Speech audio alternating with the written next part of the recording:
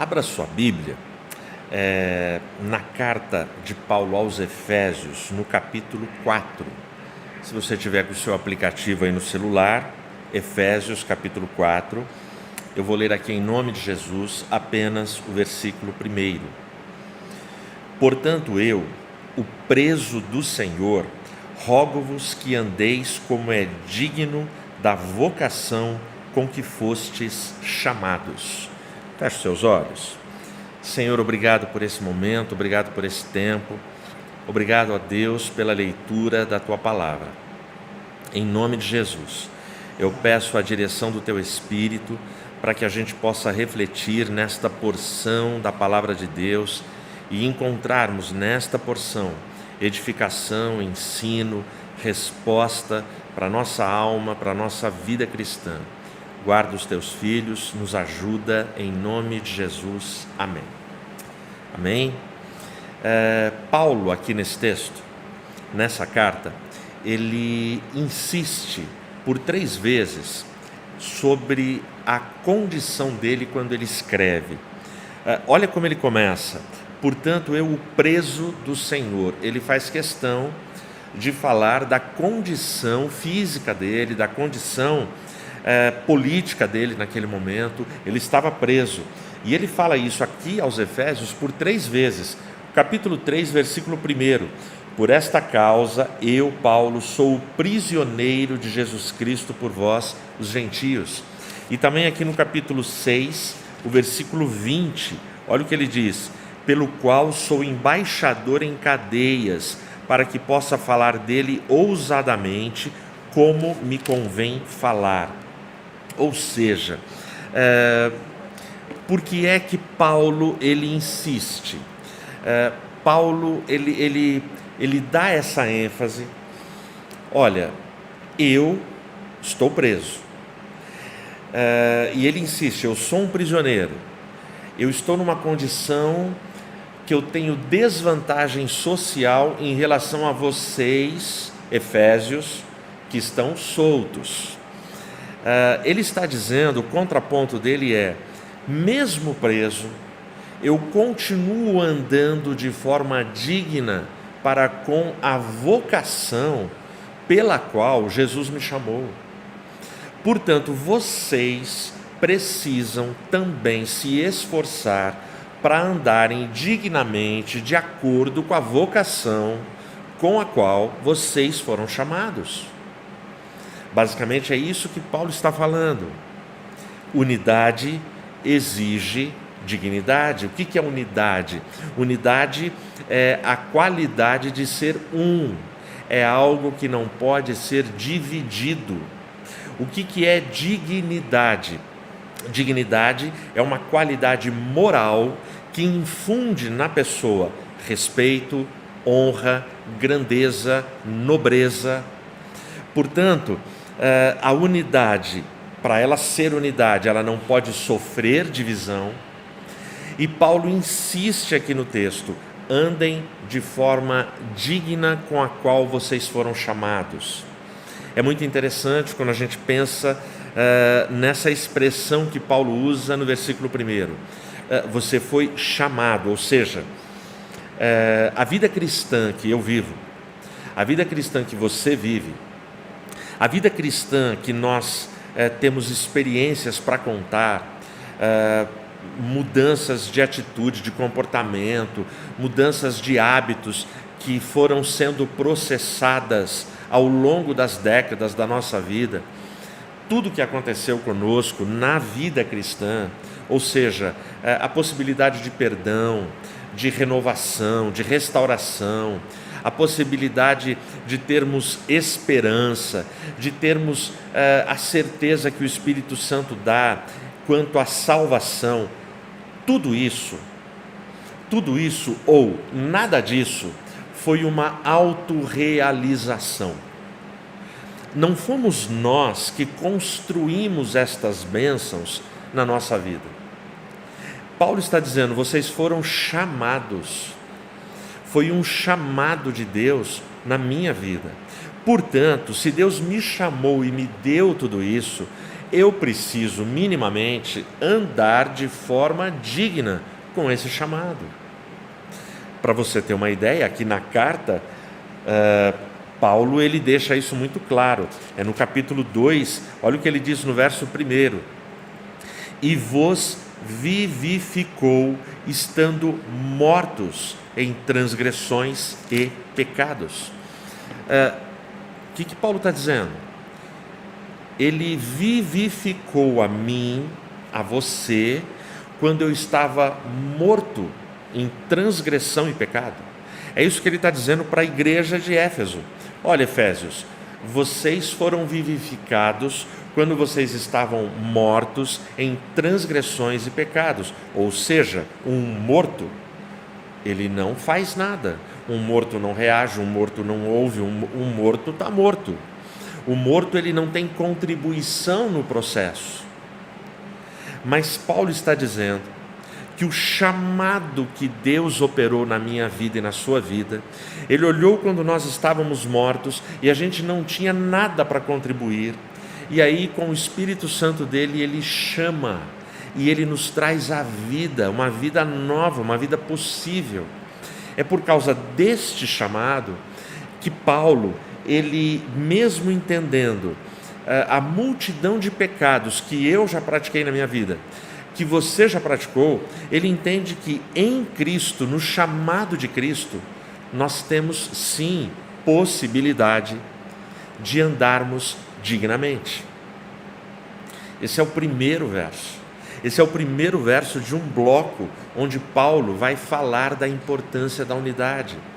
Bom, para que eu ande dignamente, uma vez que eu estava morto e ele me chamou, uma vez que Paulo deixa claro, eu sou um prisioneiro e continuo tendo uma vida digna em Cristo. Então vocês podem, está ao alcance de vocês também. Como que a gente faz isso? Como que é esse andar dignamente? Ele responde na sequência, no versículo 2. Olha o que ele diz no versículo 2. Como é que a gente anda? Porque é o que ele pede no andeis como é digno da sua vocação, com toda a humildade e mansidão. Paulo ele dá 4 características aqui, sendo que as 2 primeiras características para se andar de forma digna é justamente essas 2 que ele coloca logo no começo do versículo: humildade e mansidão. Humildade e mansidão fala de virtudes internas. São virtudes que ninguém vê. E quando as pessoas veem, muitas vezes, infelizmente, naquela sociedade de Paulo e também na nossa sociedade 2000 anos depois, muita gente enxerga a humildade e a mansidão não como sinal de virtude, mas como sinal de fraqueza. A pessoa humilde no nosso tempo, a pessoa mansa no nosso tempo, ela é taxada de tonta, de covarde, de boba, porque ela engoliu um desaforo, porque ela foi humilhada publicamente e não reagiu, porque ela foi ofendida e respondeu com mansidão, sendo que nós estamos vivendo numa sociedade que é bateu, levou. Você está olhando torto para mim? Meto-lhe um processo. Você me ofendeu? Você vai ver o que vai acontecer com você. É mais ou menos assim. A gente vive numa sociedade, infelizmente, e não é novidade, como aquela da Torá, dos 5 primeiros livros da Bíblia, onde a lei de Talião imperava: olho por olho, dente por dente. O problema de olho por olho, dente por dente, é que se a gente viver a vida inteira assim, não sobrará olho, não sobrará dente, não sobrará rosto, porque nós vamos ficar desfigurados de tantas agressões de uns para com os outros. Então, Paulo ele fala de qualidades internas, para andar de forma digna. A sugestão dele é com humildade e mansidão. Eu sei, é difícil. É difícil no mundo que a gente vive, um mundo extremamente materialista, um mundo carnal, um mundo que quer levar vantagem em tudo, um mundo que nos explora de todas as formas, um mundo com mentiras, com fake news, com fraudes, com todo o volume de coisas corruptas. É difícil você fazer a opção de ter uma vida pautada por humildade e mansidão. Mas humildade e mansidão, como qualidades internas, elas não precisam ser e não devem ser anunciadas, trombeteadas. Não é para você ficar por aí batendo no peito e falando: eu sou humilde, eu sou manso.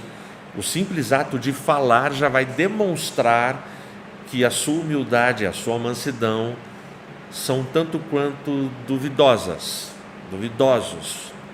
Então Paulo fala dessas duas qualidades internas, e no versículo 2 ele continua e agora ele coloca duas qualidades externas.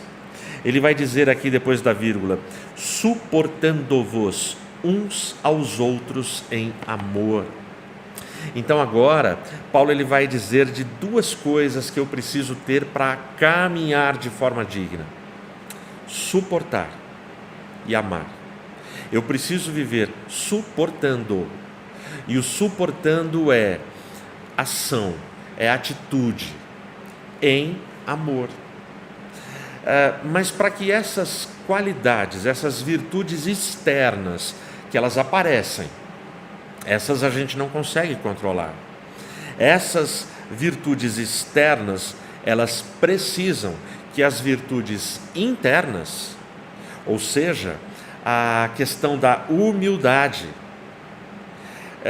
que estas coisas elas estejam muito bem definidas e resolvidas interiormente, para que o suportar é paciência, longanimidade.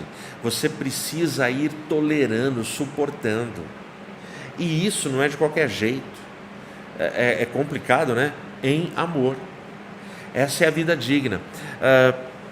E o suportar, o tolerar, resistir em amor, a gente ter essa atitude no dia a dia, é uma ação, são comportamentos, são atitudes que a gente depende muito do primeiro versículo. A gente depende muito de entender o nosso chamado, porque todas as coisas que se opõem a essas 4 virtudes que Paulo coloca aqui no versículo 2, humildade e mansidão, suportar e amar, tudo que é oposição a essas 4 virtudes, são coisas que tentam nos derrubar e derrubam a nossa fé, derrubam os nossos relacionamentos, derrubam a nossa sanidade. A gente precisa conseguir deixar as nossas lutas, os nossos embates, as nossas humilhações, as nossas angústias, as nossas ofensas aos pés do Senhor, no altar do Senhor, diante do Senhor. Bom, então agora a gente vai chegar no centro dessa mensagem. Unidade exige dignidade. Unidade você já sabe o que é. É algo que é que não dá para ser dividido. Dignidade infunde respeito, honra, nobreza, grandeza, tudo isso. E Paulo diz que eu devo andar de forma digna. E o andar de forma digna é com humildade e mansidão, suportando em amor. Por que o apóstolo ele está pedindo isso? E a palavra que ele usa no primeiro versículo é: eu rogo-vos. Veja, só nessa palavra Paulo ele imprime, ele carimba a humildade dele, apóstolo. Porque Paulo, ele nessa altura, quando ele escreve a igreja de Éfeso, ele já é o cara lá na igreja primitiva. Ele é respeitado em todas as igrejas. Ele é o apóstolo dos gentios. Ele é o cara que foi até o terceiro céu. Ele tem experiências para contar do ministério dele, de curas espetaculares, de conversões maravilhosas. Ele é respeitadíssimo, mas ele se dirige a essa igreja e usa essa palavra: eu rogo. O que é rogar? Rogar é pedir insistentemente ao Senhor, é suplicar, é implorar. Então Paulo ele está implorando para os efésios: vocês precisam andar de forma digna. Como? Com humildade e mansidão, suportando em amor. De novo, por que é que o apóstolo ele coloca esse rogo com tanta ênfase? E por que ele tem tanta preocupação? E por que ele dá esse conselho e esse alerta para a igreja de Éfeso? Vou te contar.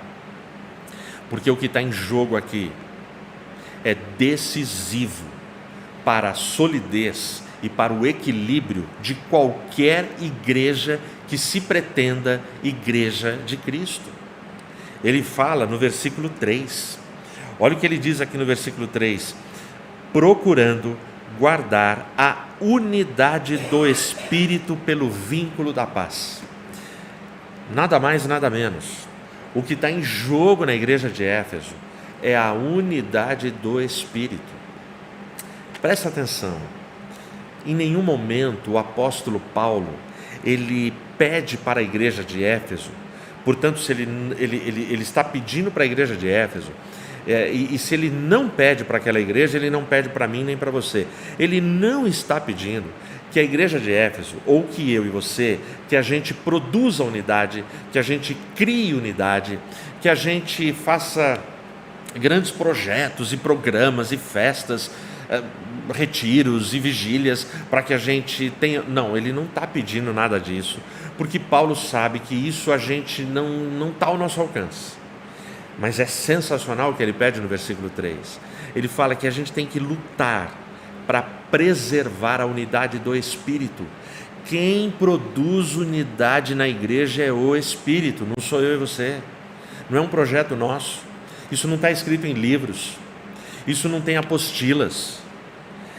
Vocês têm que preservar o que já existe. Percebe a preocupação de Paulo? Uma igreja dividida, ela é destruída. A gente tem falado sobre isso com a IAP do Parque insistentemente. Uma casa dividida, um lar dividido, uma empresa dividida, uma família dividida, um país dividido, o mundo dividido é destruído, se fragiliza. Então, a preocupação de Paulo com a igreja é: vocês têm que preservar a unidade do Espírito.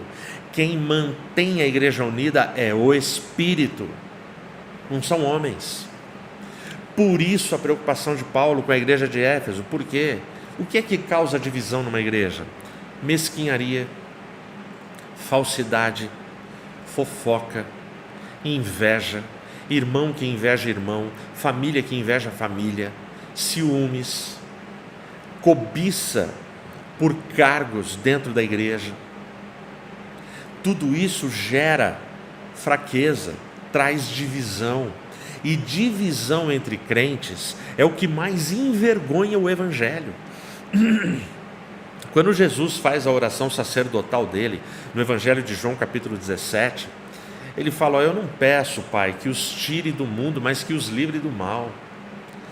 Porque para que o mundo creia, o mundo precisa ver que eles são unidos. Ou seja, quando o mundo, pessoas não crentes, vão e assistem um culto nosso, uma ceia, um batismo, um retiro, uma conferência, quando eles vão lá num café da manhã e eles percebem que entre aquela comunidade existe unidade, é incrível o que Jesus fala em João 17: o mundo crê.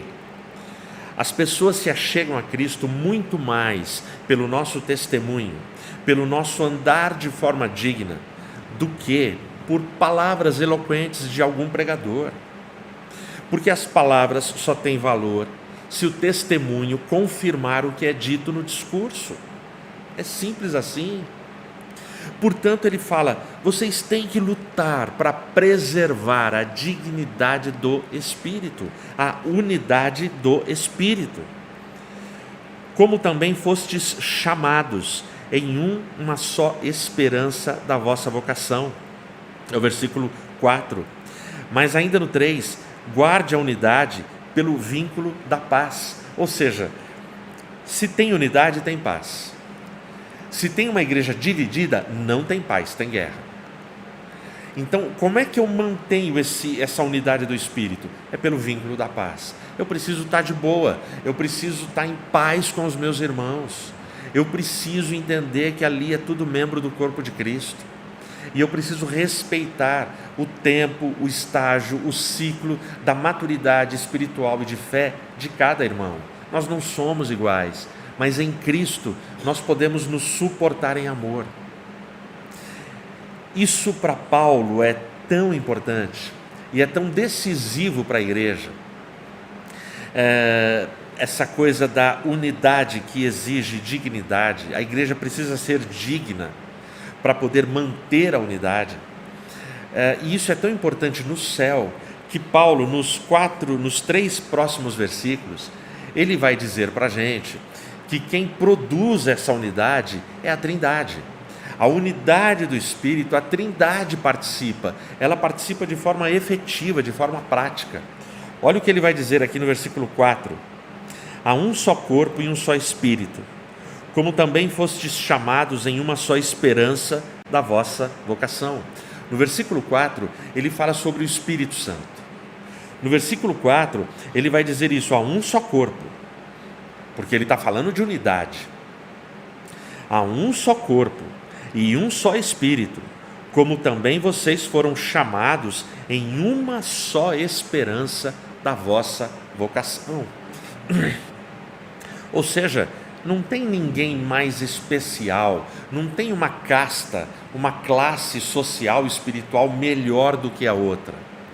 Hierarquicamente, eclesiasticamente, para que a igreja funcione, tem que ter uma regra, uma ordem. É natural. Eu sou o pastor Nelson é o co-pastor, o Mateus é líder dos jovens, a Silvinha é líder das mulheres, o Sidney é líder dos homens, a Mônia é líder das crianças. Veja, e cada um desses líderes que eu citei tem uma diretoria, tem uma equipe trabalhando junto, mas nós o somos circunstancialmente por um tempo. Quando eu sair, quando os demais saírem, outros virão. E outros virão até a vinda de Cristo. Mas o importante é que a gente tenha o senso da unidade e que a gente defenda essa unidade com dignidade. Portanto, ele vai falar do Espírito Santo aqui no versículo 4.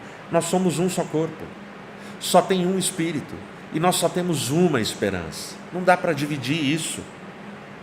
Aí no versículo 5, ele fala sobre Cristo. Um só Senhor, uma só fé, um só batismo.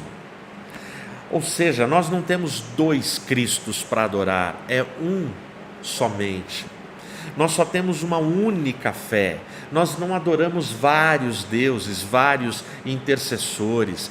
Não, nós temos um Salvador, um Senhor, que é suficiente para a nossa fé.